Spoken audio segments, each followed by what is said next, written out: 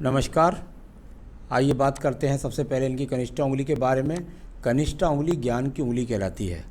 ज्ञान की उंगली अगर सूर्य के पहले उंगली के कट तक ना पहुँचे तो ये अच्छी बात नहीं। साथ ही साथ इतनी गहराई भी हो जाना, यानी अपनी बात पर, अपने आपे पर आपको नियंत्रण रखना है, क्रोध में नहीं आना है, जल्दबाजी नहीं करनी है, आवेश में नहीं आना है, स्वयं को सही निर्णय लेकर के सही बात करनी है। ऐसा आपके लिए सबसे पहला मेरा इंडिकेशंस है। इसके बाद में बुद्धि को पूरी तरह के उसका उपयोग कीजिए। कोई भी काम जल्दबाजी में करके या किसी भी प्रकार से उत्तेजना में आकर के ना कहें, घर वालों की सलाह लेकर के करें तो आपको ज़्यादा अच्छा रहेगा। अब बात करता हूँ यहाँ मैं आपके सूर्य की उंगली की। सूर्य की उंगली यश मान सम्मान के लिए जानी जाती है। जब इस उंगली को देखता हूँ तो ये उंगली यहाँ बताती है कि आप जिस क्षेत्र में रहती हैं, जिस कार्य क्षेत्र में रहती हैं, वहाँ किसी भी प्रकार के कोई बदनामी के योग नहीं। साथ ही साथ आपके जीवन के अंदर कुल मिलाकर यश जो है वो आपका, मान सम्मान जो है वो आपका सिर्फ सीमित लोगों तक ही बना हुआ है। अब बात करूँगा यहाँ पर आपकी शनि की उंगली की। शनि की उंगली ये अपने आप में एक अच्छी उंगली है, यानी कुल मिलाकर स्थिति कैसी भी है, आपके पास तो पैसे रहते ही हैं अपने काम के लिए और सामाजिक काम के लिए। साथ ही साथ स्वास्थ्य की स्थिति को यदि देखता हूँ तो यहाँ तो सामान्य कोई बहुत रोग की स्थिति नहीं नज़र आई। बृहस्पति की उंगली और शनि की उंगली, बृहस्पति की उंगली और सूर्य की उंगली आपकी दोनों बराबर हैं। जब ये दोनों उंगलियाँ अधिकतर मैंने देखा है कि बराबर रहती हैं तो जीवन भी बराबर ही चलता है। यानी आज आपकी जो स्थिति है वही स्थिति लगभग पूरी उम्र गुजर जाती है। उसमें कोई ज़्यादा ऊंचाई प्राप्त नहीं होती, लेकिन नीचे आदमी कभी नहीं जाता। तो यहाँ बृहस्पति की उंगली पर पति का सहयोग भी है, संतान का सुख सहयोग भी है, ईश्वर के प्रति आस्था भी है। अब बात करता हूँ बुध पर्वत की। जैसा मैंने बुध की उंगली से बताया ऐसा ही बुध पर्वत से निकला, यानी कि आपकी आवश्यकताओं का धन आपके पास रहता है। साथ ही साथ ऐसा भी कह सकते हैं कि संतान का सुख सहयोग भी आपके पास है। बात करता हूँ सूर्य के पर्व की। सूर्य का पर्व मैंने बताया आपको यश सम्मान के लिए जाना जाता है, अधिक रोगों के लिए जाता है। तो यहाँ इस प्रकार की स्थिति यहाँ पर है जो बताती है कि आपका मान सम्मान आपके कार्य क्षेत्र भर के अंदर मौजूद है। चलिए अब बात करूँगा मैं इसके बाद में आपके शनि पर्वत के बारे में। बहुत शानदार रेखा तो नहीं, लेकिन बुढ़ापे तक संरक्षित वो रेखाएं आपके पास हैं जो मैं कह सकता हूँ कि भगवान की कृपा से किसी के सामने हाथ नहीं फैलाना पड़ेगा। तो ये स्थितियाँ यहाँ पर थोड़ा सा लाइन क्रॉस की काट देती हैं। तो शनि पर्वत शनि वाले रोगों के लिए भी जाना जाता है, यानी धीरे धीरे जो रोग चलते रहते हैं और व्यक्ति को परेशान करते हैं। अब बात करता हूँ मैं इसके बाद में आपकी बृहस्पति के पर्व की। बृहस्पति का पर्व सम और यहाँ से अच्छी रेखा निकले तो यानी कि इन क्षेत्र के लोगों से आपको लाभ मिले।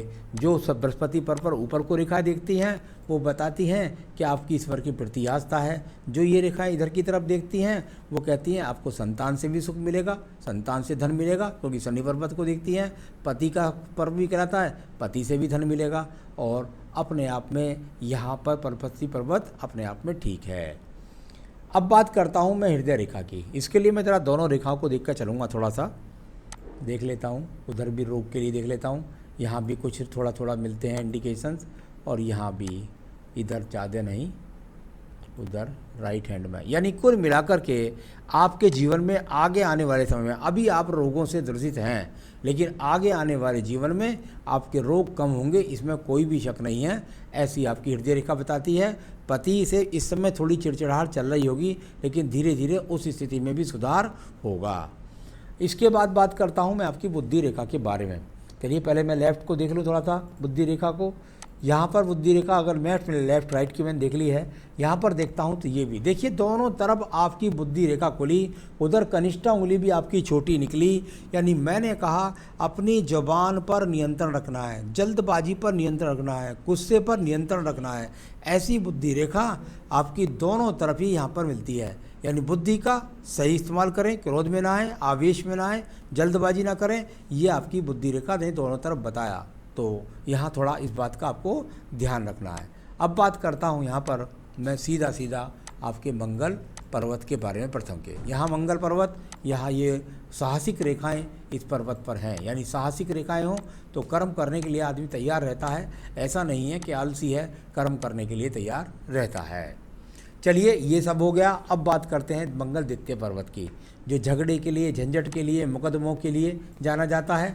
यहाँ कोई झगड़ा नहीं, कोई झंझट नहीं, कोई मुकदमा नहीं, इस तरह की स्थिति को दर्शाता हुआ आपका द्वितीय मंगल पर्वत भी है। अब मैं बात करूँगा इसके बाद में सीधा सीधा आपके यहाँ पर चंद्र पर्वत की। चंद्र पर्वत, और ये चंद्र पर्वत भगवान की कृपा ये निकली कि यहाँ मानसिक डिप्रेशन के हिसाब से नहीं निकला। आवेश है, जल्दबाजी है, लेकिन कुल मिलाकर के यहाँ कुल मिलाकर डिप्रेशन का रोग कोई नहीं, कोई यात्राओं का योग भी यहाँ पर नहीं, कोई दूर स्थान से जुड़कर यात्रा का योग भी यहाँ पर मौजूद नहीं है। तो ये अपने आप में अच्छी बात है कि डिप्रेशन का योग कोई नहीं निकला। चलो अब मैं बात करूँगा भाग्य रेखा के बारे में। देखिए भाग्य रेखा, इसको यह कहते हैं ये चलते चलते चलते जाते और इस जगह से जाकर और इसके बाद आगे से जाकर भाग्य रेखा को जोड़ी। ये वो भाग्य रेखा है, जब आप 44वें वर्ष में मुझसे पूछते हैं तो जो फर्स्ट लाइन है आयु रेखा की तरफ, ये 44वें वर्ष में इनका साथ दे रही है। तो आपका एक सवाल है कि इनके नाम से काम करने वाला, उसका जवाब मैं आगे देने वाला हूँ। तो ये 44वें वर्ष पर, 45वें वर्ष पर ये भाग्य रेखा इनकी उदित हो रही है, यानी इनके लिए लाभकारी है। तो चलिए अब बात करेंगे इसके बाद में आपके यहाँ पर भाग्य रेखा के बाद शुक्र पर्व के बारे में। ये शुक्र पर्वत और इसके अंदर कई सारे विकार हैं।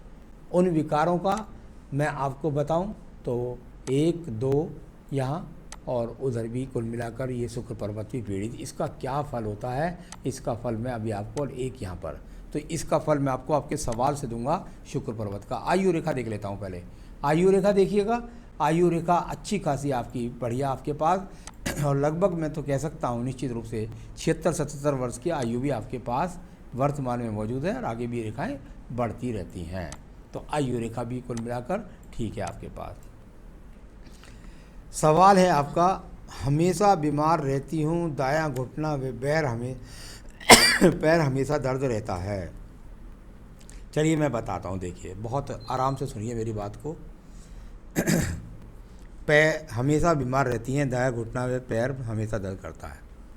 निश्चित रूप से हमेशा बीमार रहती हैं, इसमें कोई शक नहीं, क्योंकि जब मैं शुक्र पर्व को पढ़ना शुरू करता हूँ तो शुक्र जाना जाता है संसाधनों के लिए, यानी वो जो तिल, काले तिल आपके हाथ पर दिखला दिए, वो संसाधनों के लिए जाने जाते हैं। यानी ईश्वर जब नहीं चाहता कि आप जीवन का सुख भोगें तो वो कुछ ना कुछ रोगों से आपको प्रताड़ित करता है। ऐसा हमेशा नहीं कि काले तिलों का मतलब केवल चरित्र खराब ही होता है।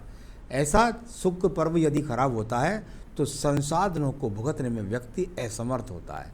यानी कुल मिलाकर के यहाँ शुक्र अगर पीड़ित हो जाए तो संसाधनों को ना भुगतने वाली स्थिति को माना जाता है। एक बात थोड़ी सी अभी मैंने इशारे से कही है, तो यहाँ आपने कहा रोग के बारे में, बिल्कुल निश्चित रूप से अगर बहुत, देखिए मैं ज़्यादा बात नहीं करता हूँ, कुल मिलाकर मेरा यहाँ फ़र्ज ये नहीं बैठता केवल कि मैं केवल आपको सिर्फ हाथ ही बताऊँ, कुछ सांसारिक ज्ञान भी बताता हूँ साथ के साथ। इसके लिए देखिए बात रखिए, खान पान का ध्यान रखिए सबसे पहले। कुल मिलाकर के कोई गलत खान पान मत कीजिए, ऐसी चीज़ें ठीक चीज़ खाइए, क्योंकि आप उपाय भी पूछ रही हैं इसलिए मैं इतना भाषण दे रहा हूँ। तो यहाँ सबसे पहली बात तो हुई है। दूसरी बात यह है, नियमित आपको घुटनों की एक्सरसाइज करनी चाहिए, और साथ ही साथ तीसरी बात यह है कि बिल्कुल आप एक महिला हैं और घुटना बदलने में केवल अगर ऐसी स्थिति डॉक्टर बताता है तो इतना दर्द भी नहीं होता जो एक महिला को एक बच्चा पैदा करने में होता है।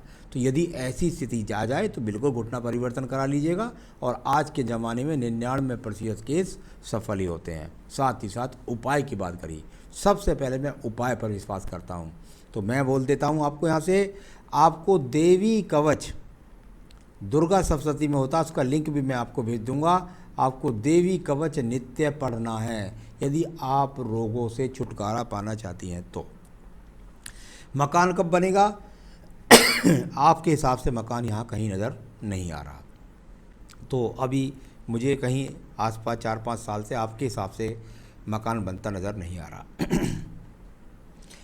प्लास्टिक फैक्ट्री इनके नाम से कैसी चलेगी? चलने के योग है नहीं। मैंने बताया था 44वें वर्ष में वो भाग्य रेखा आपकी उदय हो रही थी, जो यहाँ भी उदय हो रही है, ये इधर भी, तो आयु रेखा पर आप इनके नाम से बिल्कुल फैक्ट्री खोल सकते हैं और वो चलेगी भी। कौन सा रतन पहने जिससे बीमारी मिटे या सुख शांति रहे? हाँ बिल्कुल, निश्चित रूप से बता सकता हूँ। यदि इन्होंने हाथ के अंदर ये बेहतरीन सा माणिक्य पहन रखा है, यहाँ पर ये पहन रखा है, तो ये सही पहन रखा है, इसको पहन करके रखिए, बस इतना ही काफ़ी है। तो बस इसको सोने में पहनिएगा, अगर ये माणिक है तो इसको सोने में पहनिए या तांबे में पहनिए, चांदी में मत पहनिए। और बीमारी रतन बता दिया आपका, सुख शांति का उपाय पर देवी कवच बता दिया आपको। जीवन में धन कब मिलेगा, सबसे अच्छे योग कब है? जब आप मुझे हाथ दिखला रही हैं अपना, इस समय पर मैं कोई ख़राब योग नहीं समझता।